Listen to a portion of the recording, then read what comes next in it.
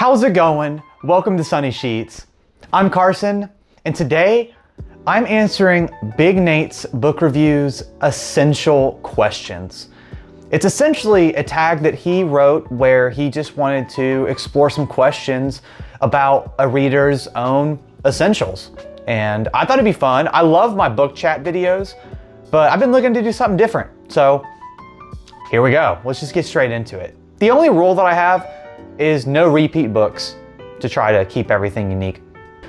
To start us off, 3 books that define your style. I had to think about this one a lot because, there's a lot of books that I love, but 3 books that would best overall define my style. We're gonna start off, surprisingly, this surprised me, but the more I thought about it, Annihilation by Jeff Vandermeer. I love sci-fi and I do like technical elements, but I find that I'm more of a atmospheric visual reader, and I also like horror and like kind of uncomfortable elements, and this book is super unnerving and strange and weird, and this book does not give you all the answers, really any at all. Yeah, you just kind of sit within this mystery, this unknowing, this creepiness. And I loved Annihilation. I absolutely loved it.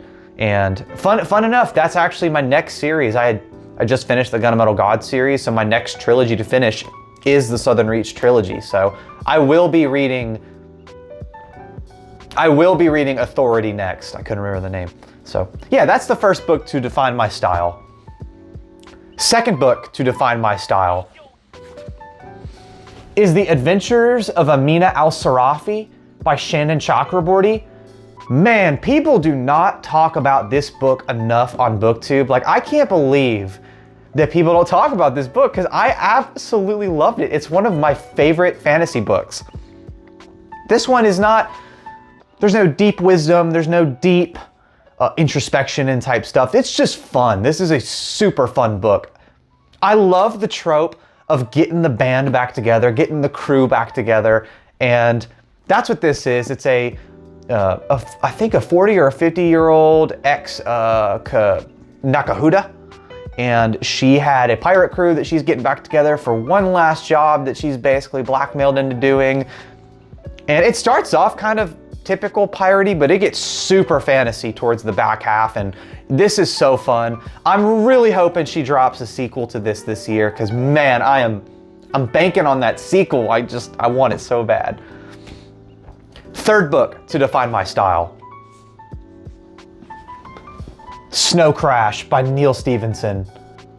Man, this book is out there. I think Neal Stephenson in general is just a real out there author. There's a book on my bookshelf by him, Zodiac, that I'm super eager to get to, and I don't know, I love cyberpunk, and this book is definitely that. This book is almost a parody of cyberpunk. It's so out there with the type of shit that happens. It's very comedic, the actual center of the plot ties tech and like old Sumerian mythology. Like, it's a really I've never read a book like this. Super out there, crazy, and it was super enjoyable to read. I mean, I did have my specific, I had my specific nitpicks with the book, but you can't really argue this book is not memorable and it's not unique.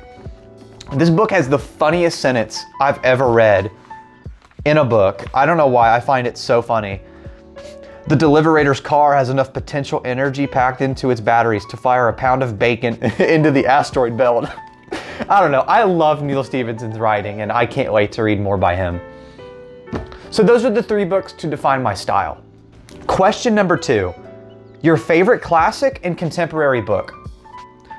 I should have prefaced this with Big Nate is a super big brain reader. He reads deep literature and all that kind of stuff, and I'm not there yet.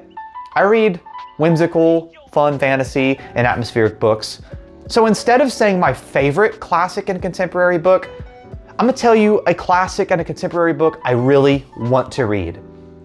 For the classic, it's The Count of Monte Cristo by Alexandre Dumas. I have seen so many people talk about it. I've seen it in person and I almost bought it and I didn't because I was scared of how big the book is, but reading one of, if not the greatest revenge story ever told sounds awesome. I mean, that's what Dune, I mean, wow, spoiler. Dude, that book's coming up. I didn't mean to say that. But yeah, reading one of the most famous revenge stories ever told sounds intriguing. And I've heard that even though it's a huge book and that even though it was written in the 1800s, that it's pretty accessible, that the writing is not that difficult to read. And even though it's that length of a book, I've heard it doesn't take hundreds of pages to get into. You kind of just start going. That's the classic I really want to read. And then the contemporary book I actually have.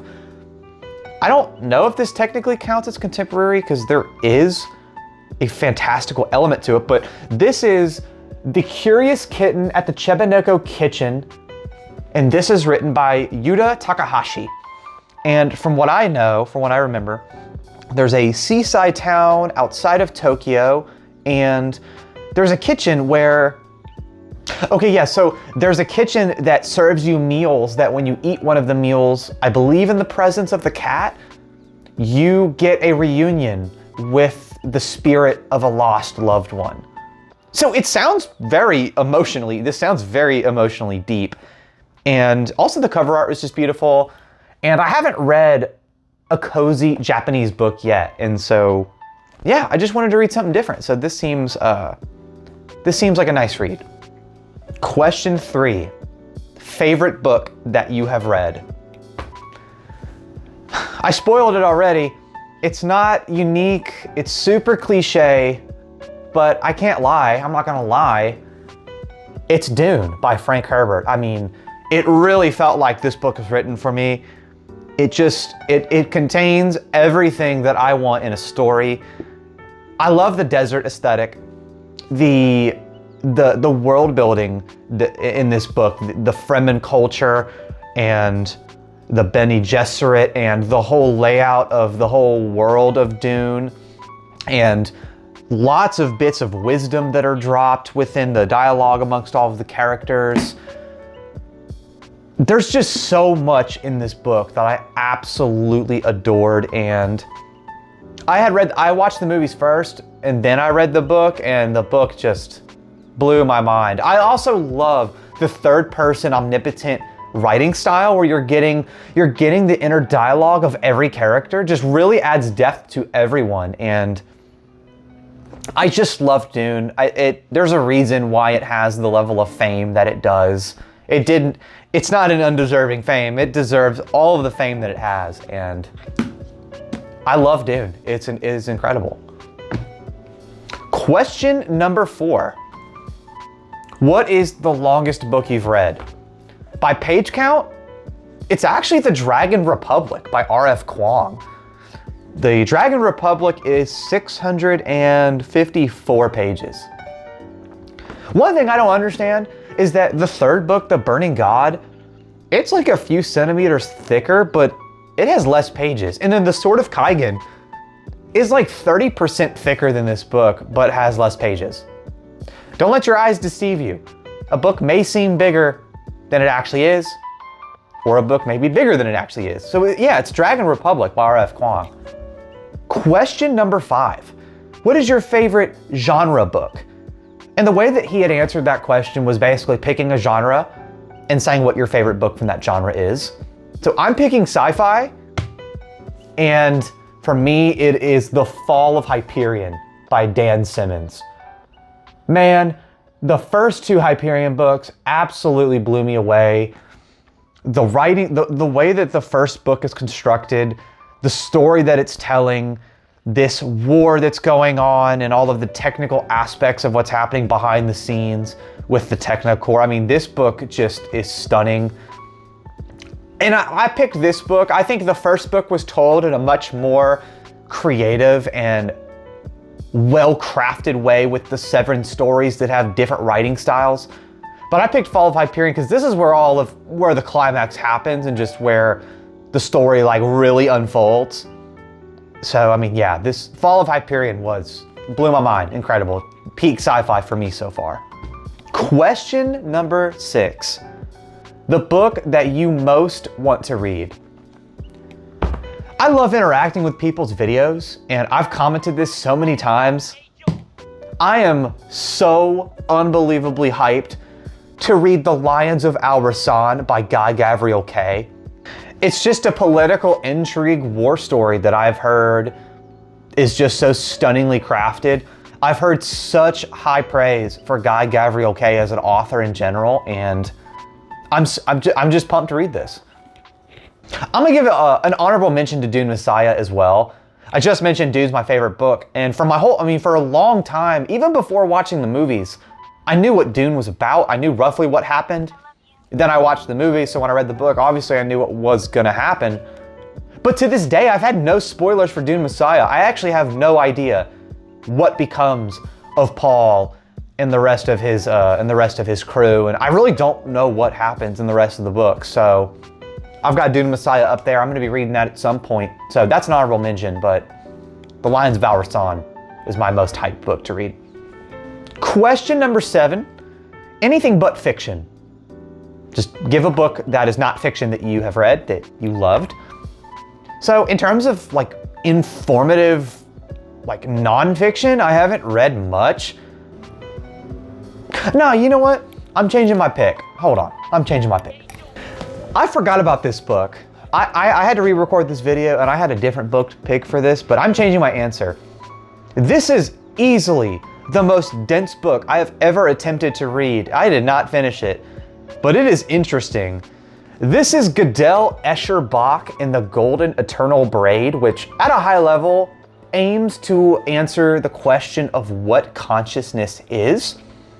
And it seems that his main point is that consciousness is the ability to self-referentiate without creating a paradox and breaking the system. He uses the book is called GEB because Gödel was a famous mathematician who focused with logic, so a logician. And then Escher, who is the one that creates all of the sort of self-repeating art. Actually, I have a piece of art saved. Let's see if I can. Yeah, it's like that's a famous artwork by Escher. He makes a lot of those sort of artworks where things are intertwining with one another. And then Bach, just the composer, the musician Bach, and examples of how he constructs the music and the key and the chords to, I don't know, I can't quite remember, but yeah, I'm gonna say this book because it's just so crazy, it's so dense, and very interesting and eye-opening about trying to think about what consciousness is. So that's my pick for anything but fiction. Big old book. We're down to our last question, question number 8. It's pretty simple, very straightforward question. What am I reading right now? If you watched my last book chat, you already know. But I'm reading Cold Silver for Souls by fellow booktuber Tori Tekken. This is it's a fantasy western about a bounty hunter named Hunter, who is a necromancer who sort of is blackmailed into doing a job that leads her down a sort of emotional, down a path that opens up old personal wounds for her. So, and it just debuted. It came out the end of May, so it's a very new book. It's a series. It's the first book of the Shade Silver series. So that's what I'm reading right now. That's it for the Book Essentials tag, y'all. If you made it to this point in the video, thanks for hanging with me. If you're new, if this is your first video from the Sunny Sheets channel, it's routine that every time I make a solo video, I read a book excerpt from the journal. Something cool, something pretty, something badass. Let's see. Oh, you know what? Annihilation was the first book in the video, so this excerpt is actually perfect.